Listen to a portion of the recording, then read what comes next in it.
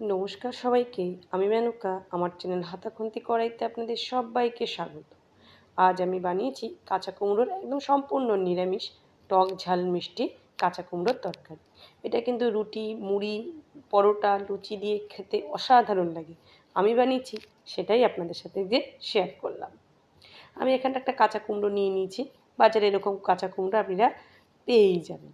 বেশি দামও হয় না এই কুমড়োগুলোর।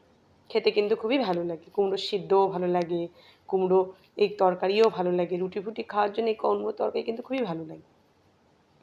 আমি কুমড়োটাকে ছোটো ছোটো করে কেটে নেব। আপনি আর চাইলে কুমড়োর এই বিচিটাকে বা আটিটাকে ফেলে দিতে পারেন, কিন্তু এখানটা ফেলার প্রয়োজন নেই। আমি কিন্তু আজকে এই কুমড়োর আটিটা ফেলবো না, পুরো আটিটাই দিয়ে আমি কিন্তু এরকম ছোটো ছোটো টুকরো টুকরো কেটে নেব। আমি কিন্তু আপনাদের দেখানোর জন্য মাঝের আটিটা একটুখানি বাদ দিয়ে দিয়েছিলাম, কিন্তু আমি ফেলবো না, এরকম ডুমো ডুমো করে কেটে নেব। দেখুন আমার সব কুমড়োগুলো কাটা হয়ে গেছে। এইবার এটাকে আমি একটা পরিষ্কার জল দিয়ে একটুখানি ধুয়ে নেব। আমি আগেই একবার আস্ত থাকতে কুমড়োটাকে ভালো করে ধুয়ে নিয়েছিলাম। এবার কাটা হয়ে গেছে। এবার আমি একটা কড়াই বসিয়েছি। এর জন্য আমার একটা মশলা লাগবে। আমি 1 চামচ পরিমাণে জিরে, 1 চামচ মৌরি, 1 চামচ ধনে, তারপরে একটা তেজপাতা, আর দিয়েছি 2টো লবঙ্গ, 1 টুকরো দারচিনি। এইগুলোকে আমার ড্রাই রোস্ট করতে হবে, শুকনো খোলায় ভাজতে হবে। এই মশলাটাকে আপনি ভেজে রেখে দেবেন না, সাথে সাথে ভাজবেন আর তরকারিতে দিয়ে দেবেন। এটা এত সুন্দর যে গন্ধ হয় আপনাকে আমি বলে বোঝাতে পারবো না। আমি সব 1 চামচ পরিমাণে দিয়েছি। এটাকে আমি একটুখানি দিয়ে কিন্তু যেই ভাজতে শুরু হবে না, অনবরত নাড়তে থাকবেন। কেননা যত নাড়বেন মশলাটা তাহলে এক সাইড পোড়া হবে না, চতুর্দিক ভাজা হবে। দেখবেন রং পরিবর্তন হতে থাকবে, একসময় একটা গন্ধ বেরোবে। ব্যাস, আমার এটা কিন্তু ভাজা হয়ে গেছে। আমি এইবার এটাকে নামিয়ে নেব। ব্যাস আমার একদম রেডি, মশলাটা ভাজা আমার রেডি। এটা ঠান্ডা হয়ে গেলে একটুখানি পিষে নেব। এইবার ওই কড়াইতেই আমি দিয়ে দেবো 1 চামচ মতো সর্ষের তেল। এখানে কিন্তু এই 1 চামচ তেলেই আপনার খুব সুন্দর একটা রান্না হয়ে যাবে। এখানটা দিয়েছি 2টো শুকনো লঙ্কা ফোড়ন, আর দিয়েছি 1 চামচ 5 ফোড়ন, আর এখানটা দিয়েছি হচ্ছে একটা তেজপাতা ছিঁড়ে দিয়েছি, আর দিয়েছি হাফ চামচ মতন হিং।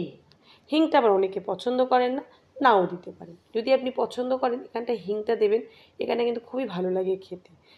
এটা একদম টক ঝাল মিষ্টি একটা কচি কুমড়োর তরকারি হয়। আপনি যখন খাবেন কেউ বুঝতেই পারবে না এটা এত সুন্দর হয়। তো এটা মানে পরোটা বলুন, ভাত বলুন, রুটি বলুন, মানে যা দিয়ে খেতে চাইবেন, মুড়ি বলুন, আপনি সব কিছুর সাথে এই তরকারিটা খেতে পারবেন। আর আপনি 10 মিনিটে এটা রান্না করে ফেলতে পারবেন যদি হাতে কাছে এই মশলাগুলো থাকে। এবার আমি ফোড়নে দেওয়ার পর ফোড়নটা যে ভাজা ভাজা হয়ে গেল, আমি এর মধ্যে দিয়ে দিলাম কাঁচা যে কুমড়ো টুকরো টুকরো করে কেটে ধুয়ে রেখেছি, সেই কাঁচা কুমড়োটা আমি এর মধ্যে দিয়ে দিলাম। ব্যাস আমার কুমড়ো সব এখানটা দেওয়া হয়ে গেছে। দেখবেন এটা এতটা কুমড়ো হয়েছে তো এটা কিন্তু খুব কমে যায় এই কুমড়োটা। ব্যাস আমি এবার এটাকে একটুখানি তেলের সাথে ভালো করে নাড়াচাড়া করব। আমি এটাকে আজকে নিরামিষ করেছি। আপনি যদি মনে করেন একটু পেঁয়াজ দেবেন তাহলে দিতে পারেন, কিন্তু পেঁয়াজ দিলে আমি যেই মশলাটা বানিয়েছি সেটার গন্ধটা একটু আলাদা হয়ে যাবে। আমি তাই সবাইকে অনুরোধ করব এই রান্নাটাকে একটু একদম সম্পূর্ণ নিরামিষভাবে করতে। আর যদি একান্তই আপনার নিরামিষ ভালো না লাগে একটা পেঁয়াজ দিতেই পারেন। এখানটায় মশলার মধ্যে দিয়ে দেবো 1 চামচ হলুদ গুঁড়ো, আর দিয়ে দেবো হচ্ছে 1 চামচ এর মধ্যে সম পরিমাণের লঙ্কা গুঁড়ো। এটার মধ্যে বেশি কিছু মশলা পড়ে না, ব্যাস আর কিছু পড়বেই না। আর এখানটা আমি একটা আপনাদের ছোট্ট ট্রিক্স দিই। কুমড়োর যে কোনো কুমড়োর তরকারিতে আপনি যখনই তেলের মধ্যে কুমড়োটা দেবেন তখনই কিন্তু নুন আর চিনিটা একসাথে দিয়ে দেবেন। তাহলে কিন্তু আপনার এখানটা একটা কুমড়োও ভাঙবে না। আমি 1 চামচ হলুদ গুঁড়ো, 1 চামচ লঙ্কার গুঁড়ো, 1 চামচ স্বাদ অনুযায়ী নুন, 1 চামচ চিনি দিয়ে এটাকে কষবো। আর যদি চিনি আপত্তি থাকে এখানটা গুড় দিয়ে দেবেন।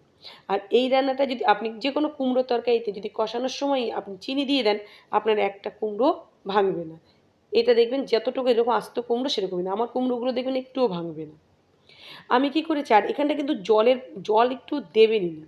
এটা কুমড়ো থেকে বা মশলা থেকে যে জলটা বেরোবে তাতেই এই রান্নাটা হয়ে যাবে। আর এখানে তেলের পরিমাণটাও কম দেবেন, কেননা তেলটা খুব একটা চুষে নেয় না, বেরিয়েই আসে। আমি 5 মিনিট স্লো ফ্লেমে এটাকে রান্না করে নিয়েছি। রান্না করে নিয়েছি, দেখুন কতটা জল বেরিয়েছে। এটা আরও জল বেরোবে কুমড়োটা যখন আটটু সেদ্ধ হবে। এখনও কিন্তু কুমড়োটা পুরোপুরি সেদ্ধ হয়নি। আমি তার জন্য 5 মিনিট ঢেকে দিয়েছি। আমি আর ঢাকবো না। এইবার একটুখানি কষিয়ে নেব। কষিয়ে দেখুন কুমড়োটার অর্ধেক অন্তত সেদ্ধ হয়ে গেছে, আর অর্ধেক একটু নাড়তে নাড়তে ধিমে আছে একটুখানি রান্না করলেই কিন্তু এটা পুরোপুরি কষে যাবে। আর দেখবেন একটা কুমড়োও আমার ভাঙবে না, ঠিক এরকম আস্তে আস্তে থাকবে। অনেকে কুমড়ো রান্না করতে দেখেছি ঘেটে গেছে, ঘেটে একদম পুরো হয়ে গেছে। দেখুন এই টাইপের এরকম গ্রেভি বেরিয়ে গেছে। এখানটা কিন্তু আমি এক বিন্দু জল দিইনি।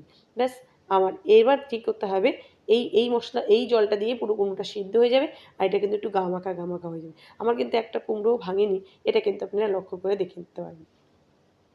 আমার রান্নাগুলো আপনারা যদি আজকে নতুন দেখে থাকেন তাহলে প্লিজ আমার চ্যানেলটাকে একটা লাইক, শেয়ার এবং সাবস্ক্রাইব করে দেবেন। বন্ধু বান্ধবীর মাঝে আমার চ্যানেলটাকে, আমার রান্নাটাকে শেয়ার করে দেবেন। এই পর্যায়ে আমি দিয়ে দেবো যেই ভাজা মশলাটা করে রেখেছিলাম, সেটা গুঁড়ো করে নিয়ে আমি দিয়ে দেবো। আর ফেসবুক থেকে যদি কেউ আমার এই রান্নাটা দেখে থাকেন তাহলে প্লিজ আমার চ্যানেলটাকে একটুখানি ফলো করে দেবেন। এইবার এরকম ভালো করে কষিয়ে নেব। দেখুন আমার এটা পুরোপুরি তখন সেদ্ধ হয়ে গেছে। এখানটায় আমি দিয়ে দিলাম লঙ্কাও। আমি এখানটা কিন্তু ঝাল দিয়েছি, মিষ্টি দিয়েছি, কিন্তু টক এখনও দিইনি। টকটা না দিলে তাহলে আমি কি বলেছি না, আপনি হয়তো ভাবতে পারেন মেনকা বললো টক ঝাল মিষ্টি, কিন্তু টকটাই তো পড়লো না। এই পর্যায়ে আপনি এখানটা দিয়ে দেবেন হচ্ছে এর মধ্যে 1 চামচ, যেটা হচ্ছে টক ঝাল মিষ্টির মেনই আমচুর পাউডার। আমচুর পাউডার যদি না থাকে এই সিজনে এখন অনেক আম পাওয়া যায়। একটু আম কদুঘষ করে একটু ঘষুনিতে ঘষে একটু আম 1 চামচ মতন আম এই ঘষুনিতে দিয়ে দেবেন। দেখুন আমার কুমড়ো কিন্তু একটাও ভাঙেনি। আমি যেহেতু বলেছি না যখনই কষাবেন তখনই যদি আপনারা 1 চামচ চিনি দিয়ে দেন তাহলে আপনার একটাও কুমড়োও ভাঙবে না। আর এই তরকারিটা যে কী অপূর্ব স্বাদ হয়, প্লিজ আপনারা একবার বাড়িতে বানান। বানিয়ে আমাকে কমেন্টে অবশ্যই জানাবেন আপনাদের কাছে কেমন লাগলো। ভালো না লাগলে সেটাও জানাবেন। আমি একটু নুন মিষ্টিটা চেক করে নিলাম। আমার নুন মিষ্টি একদম প্রপার, সব কিছু ঠিক আছে। দেখুন তরকারিটা কত সুন্দর হয়েছে, আর কমে দেখুন কতটুকু কমে গেছে, আর আমি যেটুকু তেল দিয়েছি সেইটুকু তেলেই আছে। আমার রান্নাটা কিন্তু পুরোপুরি কমপ্লিট হয়ে গেছে। এবার আমি একটা বাটিতে ঢেলে নেব। আজকে আমি এটাকে রুটি দিয়ে খেয়েছি। আপনি চাইলে লুচি, পরোটা বা বাড়িতে যদি কোনো গেস্ট আসে তাকে কিন্তু সে নিরামিষ খায়, তাকে এরকম রান্না করে দেবেন। দেখবেন আমি কথা দিলাম এই রান্নাটা খেয়ে আপনার রান্নার প্রশংসা অবশ্যই করবে। আর যদি ভালো লাগে আমার এই ভিডিওটা তাহলে কিন্তু আমার চ্যানেলটাকে একটা লাইক, শেয়ার এবং সাবস্ক্রাইব করে দেবেন। আমার রান্নাটা একদমই কমপ্লিট হয়ে গেছে। আমি কিন্তু বাটিতে এটাকে ঢেলে নিলাম। আপনাদের কাছের থেকে দেখাই আমার রান্নাটা ঠিক কত সুন্দর হয়েছে। ঠিক এতটাই সুন্দর হয়, যতটা সুন্দর হয় ঠিক ততটা খেতেও ভালো লাগে। এতক্ষণ যে আপনি আমার এই ভিডিওটা দেখলেন, আপনাদের সবাইকে অসংখ্য ধন্যবাদ। সবাই ভালো থাকবেন, সুস্থ থাকবেন এবং আমার হাতাখুন্তি কড়াইয়ের সাথে থাকবেন।